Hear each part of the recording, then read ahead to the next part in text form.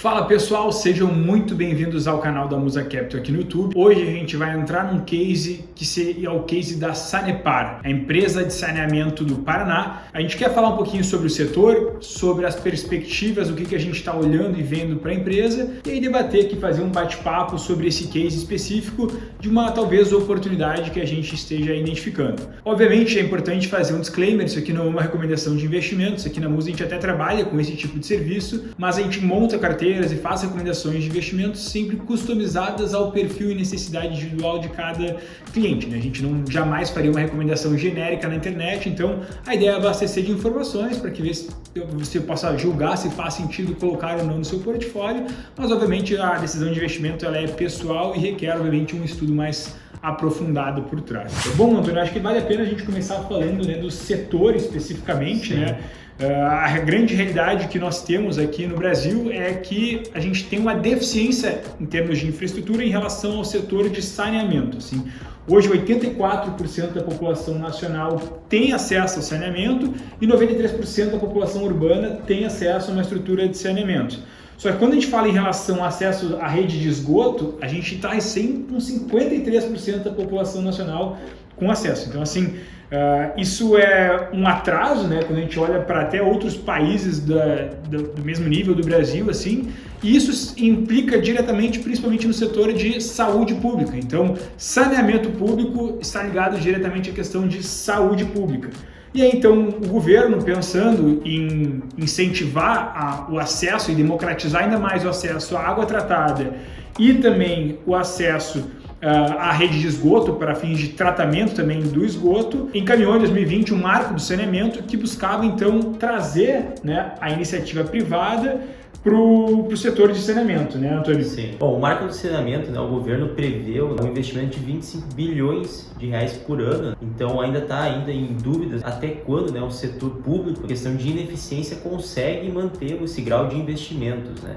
E se trata de uma grande quantia para o setor. Exato, sim. Então a gente sabe que o governo, tanto os governos estaduais quanto o governo federal, está limitado em relação a gastos, né? Principalmente devido aos gastos que tem em outros setores, funcionalismo público e etc. Então o excesso de Estado está inviabilizando que o Estado faça investimentos, e então a conceder o saneamento, o setor de saneamento à iniciativa privada é uma forma que se teve então de conseguir expandir cada vez mais o acesso à democratização dos serviços de tratamento de esgoto e à água propriamente dito, né? E a gente tem um dado, aqui falando de OMS, que a cada R$1 gasto em saneamento básico, se economiza R$9 em gastos com saúde.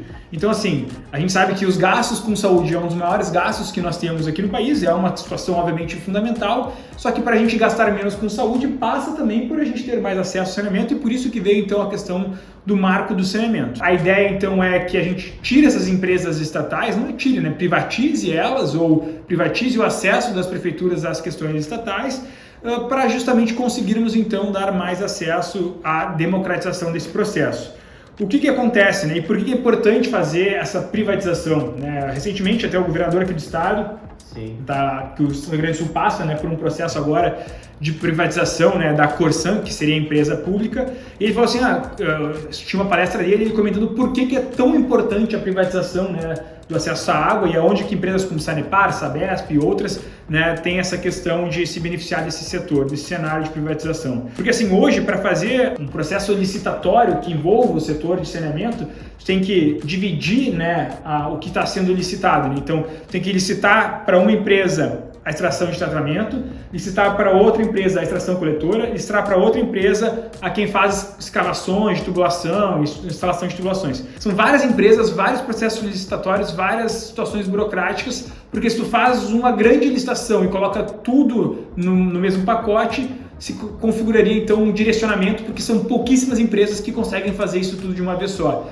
Então o Estado tem que quebrar isso, porque senão o Ministério Público vai atrás deles, a lei engessa as empresas públicas e, portanto, acaba sendo... não se comunica, né? Uma empresa faz uma coisa, outra empresa faz outra coisa, de um jeito aqui, acolá, e no fim das contas não funciona. Então, portanto, que a iniciativa privada que não tem essas amarras seria mais vantajoso para ela explorar isso, né? Por enquanto, aqui o governo do estado já vem se preocupando, né? Questão de privatizar a Corsan, como a própria Sabesp, lá com o governo Tarcísio, está pensando nessa questão de ter esse acesso e essa questão fracionada, como tu disse, de tu racionalizar dividir essa questão de saneamento, é muito importante, porque se tratando de questão básica, como tu disse, grande parte, né, 90% tem acesso à água, mas só 50% tem saneamento, né? Perfeito, perfeito. E aí, entrando no nosso case específico, então a Sanepar é uma das 13 empresas relacionadas ao setor de saneamento que estão listadas em bolsa, né? Então nós temos Sanepar, Copasa de Minas Gerais e a Sabesp de São Paulo, né? Então falando da Sanepar, que é o motivo do nosso vídeo. Ela surgiu em 1963, é uma das maiores empresas em operação no estado do Paraná, obviamente. Ela tem a sede em Curitiba, mas basicamente ela é uma empresa de economia mista. Então ela tem parte das suas ações já listadas em bolsa, é uma empresa tem capital aberto, mas ela é controlada então pelo estado do Paraná, onde 60% das ações ordinárias estão de posse aí do governo estadual do Paraná. Hoje, a operação da empresa basicamente está prioritariamente no setor de saneamento básico de 345 cidades do Paraná, mais Porto União, né, em Santa Catarina, além de 297 outras localidades menores. O que acontece? Assim, né, a empresa é muito eficiente no ranking das 20 melhores cidades brasileiras no que tange acesso a saneamento ou qualidade dos serviços de saneamento. Basicamente ela tem aí as 5 maiores cidades do Paraná dentro desse ranking, ou seja, a empresa é uma empresa extremamente eficiente, sendo Curitiba, né, a principal cidade, maior também, a principal capital com acesso ao saneamento. Então, a empresa, mesmo sendo uma empresa ainda pública, tem ainda uma qualidade no seu serviço. Questão, né, o Paraná sempre foi muito excelente também com as suas estatais, né, questão até da própria Copel, né, claro que agora vai passar por um processo de reestruturação e um re-IPO, né, da empresa, essa é a tendência, e a Sanepar, assim, não foge muito disso, né, apesar de não ter perspectivas de privatização, ela mantém nível, assim, acima das demais estados, né, em comparação com Copasa, Sabesp, ela ainda é a top, assim, que está de bolsa. Perfeito, ela é uma empresa de governança nível 2, tag along de 100%, então também isso é uma questão que chama atenção o nível de governança, né, a fornecer então a questão do tag along de 100%. E um overview, assim, principalmente em relação às operações da empresa, ela teve recentemente um aumento nas suas despesas, principalmente de pessoal, também decorrente da inflação que nós tivemos de curto prazo, mas a grande vantagem é que ela, né, por ser uma empresa de concessão, ela consegue repassar esses custos, né, aos consumidores como um todo. Então, ela sofre com a inflação no curto prazo, mas em médio prazo ela vai repassar esses custos, né? Claro, e outra coisa, Stefano, ela tem uma vez por ano a revisão tarifária periódica, né? Onde são reajustados os preços, né? A última revisão que ela teve foi um aumento de 8,47% na conta de luz, né? Que daria aproximadamente R$ 6,00 por metro cúbico, né? Perfeito. A gente vê os indicadores delas evoluindo, né? Conforme esperado, assim, ela tem um aumento de receitas, tem uma margem sobre a operação, uma margem líquida, uma margem bruta muito boa, ela tem um ROI também super interessante, ela se destaca então na sua capacidade de gestão propriamente dito.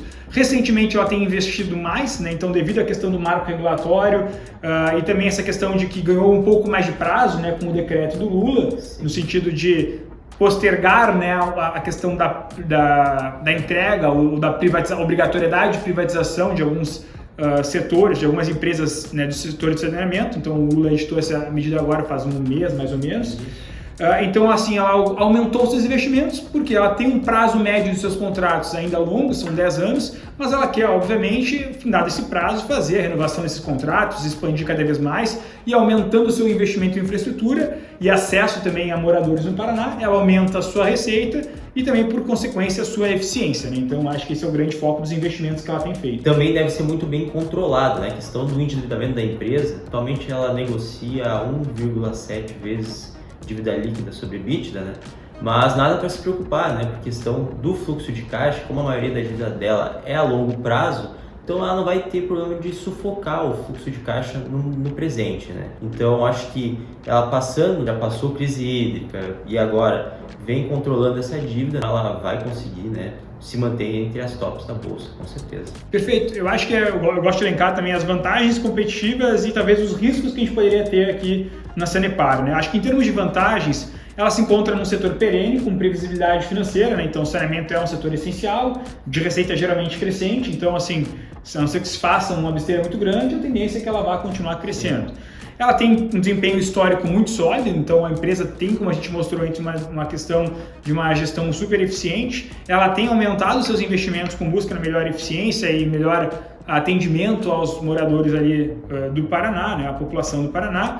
Ela tem a questão de, devido à crise hídrica, estar um pouco mais controlada, uma diminuição dos gastos com energia, né? Então, obviamente que o tratamento de água requer bastante energia e distribuição dele também. A gente ter menos gastos com energia, por consequência, também influencia nos custos da empresa, né? Ela tem a questão de que a medida do marco de saneamento é benéfico para a empresa, no sentido de ela ter tempo para se adaptar, se reorganizar e poder, então, né, conseguir utilizar, né, da permanência depois que for fechar os prazos de contratos, ou até mesmo quando ela tiver talvez a obrigatoriedade de fazer algum tipo de privatização mais forte, né? Então ela está bem posicionada. É a melhor empresa de saneamento, na nossa opinião, em relação às que estão listadas em bolsa. E assim, ela tem um grande potencial de upside futuro, porque assim, hoje o estado do Paraná está muito focado em privatizar a Copel, né, que é a empresa de energia. Só que assim, ela está de lado, porque obviamente em termos políticos o estado não consegue privatizar duas ao mesmo tempo, não tem como. Ele focou em privatizar a Copel, que é também uma empresa super eficiente, e agora eles querem no futuro talvez privatizar a Sanepar. Não existe uma data para isso, mas existe talvez o interesse, né, da população, porque sendo muito sincero, como bem colocou, né, o governador aqui do estado, quando ele fez a sua palestra, a população não quer uma empresa de saneamento, né? A população quer saneamento de qualidade, né? Então acho que isso é uma questão importante. Existe uma perspectiva futura no longuíssimo prazo, talvez, de privatização. Isso obviamente daria um upside legal para a empresa, tal como está acontecendo com eventualmente a Copasa em Minas Gerais e principalmente a Sabesp em São Paulo, no governo Tarcísio agora, né? Sim. O próprio Tarcísio, né, falou na última entrevista dele que lá fora só pensam na privatização da Sabesp, né? Exato. Que é uma das principais, se não a principal desse ano no Brasil. Bom, contando um pouco, né, sobre os riscos da companhia, né, assim, deve levar os prós e os contras, né? Os riscos da companhia, como qualquer, né, estatal, é o risco do governo, né? O governo intervir, dar alguma canetada, congelar preço. Então, assim, é algo assim de se levar em conta, né?